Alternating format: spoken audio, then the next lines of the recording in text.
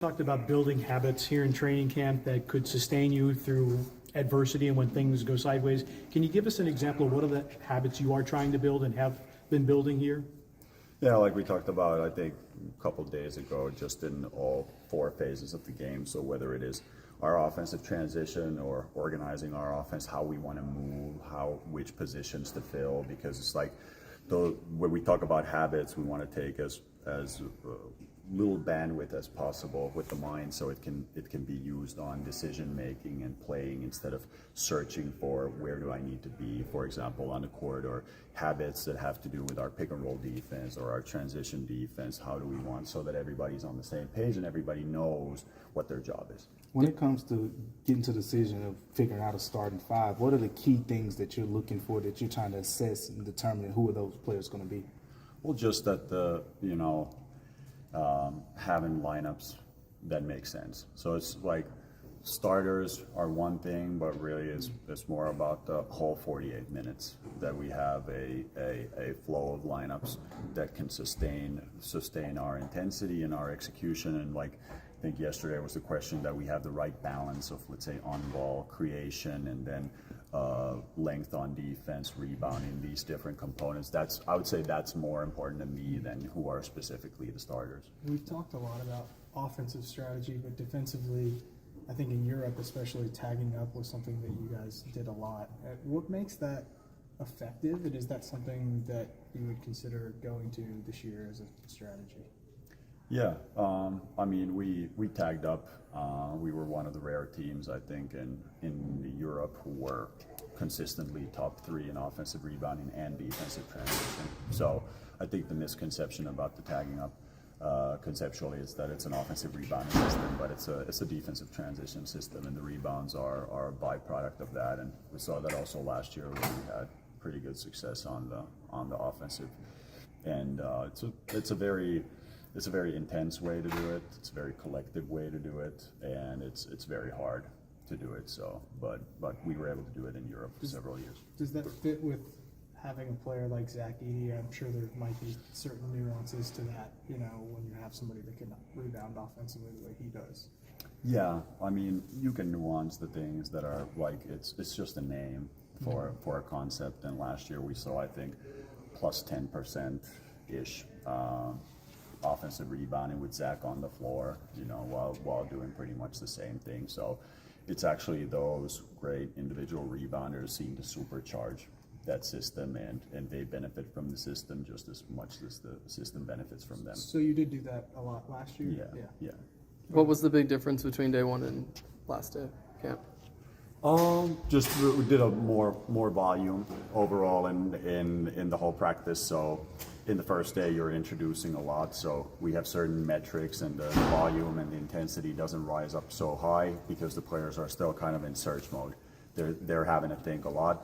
On the third day, things are already becoming more and more habitual. That means the intensity goes up, but we also wanted intentionally to push it to the limit a little bit today with longer periods of playing, trying to sustain those habits also, not just express them in, like, let's say 3 possessions in a row, but to do 5 to 10 possessions and really push the limit. So that would be the biggest structural difference. Coach, if you sort of summarize what you hope to accomplish coming in here, and after 3 days, what do you figure are the biggest things that you've accomplished in camp so far? The most important thing always is to establish a strong identity, and that means we were coming in, we wanted to be a team that really plays with pace.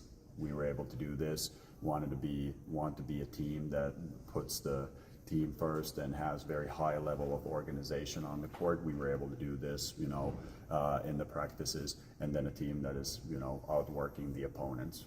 And all 3 of those things we worked throughout the camp, and I would say it was extremely impressive how for 3 days in a row guys went through a live practice, and the best practice was today. And there was a dip in the performance at one point in the practice, and both coaches and players got together and we challenged each other to push through, and it picked up again, and that was the best thing to happen all camp.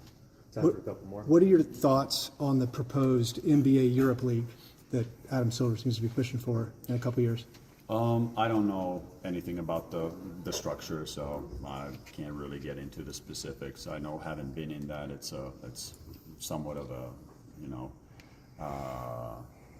maze to navigate all the different leagues in Europe, and now there's a talk of a lot of different leagues. So part of me is very excited, and part of me is thinking about the overall European, you know, basketball ecosystem, that it's already kind of difficult to know all those leagues. So How do you approach coaching a player like Cedric Cal from the standpoint of him being a rookie, didn't play much over the last year? Like, is it a heavy diet, or you kind of, you know, slowly bringing him along, whatever case may be? Like, how is that approach, you know, with a player like that?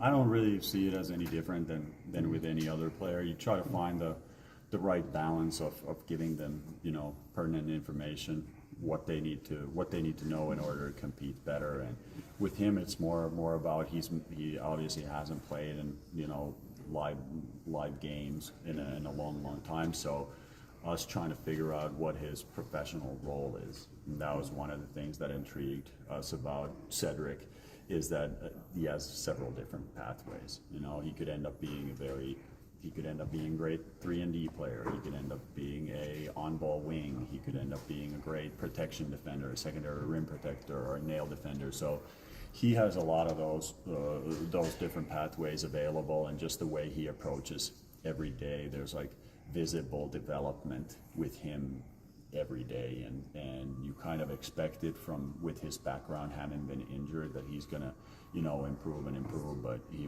was very impressive here during the camp, and seems to do better and better every day, and that's a testament to just who he is as a person and how he works every day.